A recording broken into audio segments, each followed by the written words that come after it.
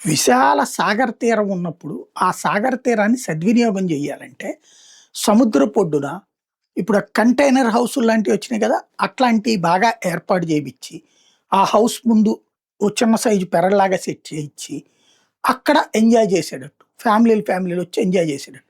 ఒక్కో ఫ్యామిలీకి రూ. 1000, రూ. 1500 రోజుకి రెంటు. ఫుడ్ అట్లాంటిది ఒక 500, రూ. 1000 అక్కడికే తెచ్చిచ్చేటట్టు లేదా ఆ ఏరియాలో చిన్నపాటి హోటల్, వెజిటేరియన్ హోటళ్ళు, నాన్ వెజ్ హోటళ్ళు జాయింట్‌గా 2 ఉండేటటువంటి హోటళ్ళు పెట్టి, రండయ్య టూరిజం ప్యాకేజీ మన బీచ్‌లన్నీ తిరిగేయండి మీరు. బీచ్ దగ్గర చూస్తే మీకు 1500తో మీకు ఆహ్, ట్రాన్స్‌పోర్టేషన్ టూరిజంతో కలిపితే మొత్తం కలిపితే ఒక రూ. 4000, రూ. 5000 ప్యాకేజీతో మీ కుటుంబం అంతా ఎంజాయ్ చేయొచ్చు అన్నారనుకోండి. జనం ఎగబడతారు. రూ. 5000 గురించి ఆలోచించరు. బీచ్ ముద్దున ఎంజాయ్ చేస్తారు. బీచ్ అంటే కుటుంబము, స్నేహితులతో సరదాగా తిరిగే ప్రదేశం గావాలి. అంతేగాని బీచ్ అంటే మందు కొట్టే ప్రదేశం, మందు కొట్టి మనుషుల్ని కొట్టే ప్రదేశం, తాగుబోతులు తిరుగాడే ప్రదేశం, ఫ్యామిలీలతో వెళ్ళడానికి మంచి ప్రదేశం కాదు. ఎవడైనా వైన్ షాప్ ముందుకు పిల్లల్ని తీసుకొని పోతాడా? బార్‌కి పిల్లల్ని తీసుకొని ఎళ్తాడా?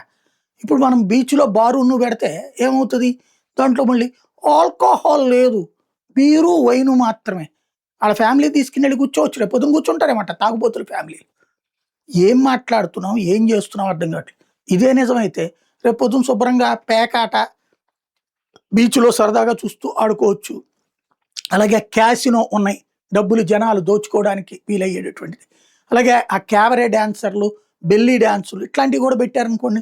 శుభ్రంగా జనమందరూ డబ్బులు ఎక్కడెక్కడో భారతదేశంలో కాదు ప్రపంచమంతా సంపాదించుకున్నోళ్ళందరూ వచ్చి అక్కడ తగలేసుకుంటారు. కాబట్టి అక్కడ బయట ఒక బోర్డు పెట్టండి. కుటుంబాలకి అనుమతి లేదు.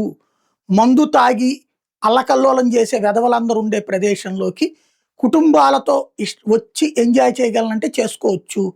విడిగా మాత్రం మహిళలెవరు రావద్దమ్మా అని ఒక బోర్డు పెడితే సరిపోతుంది.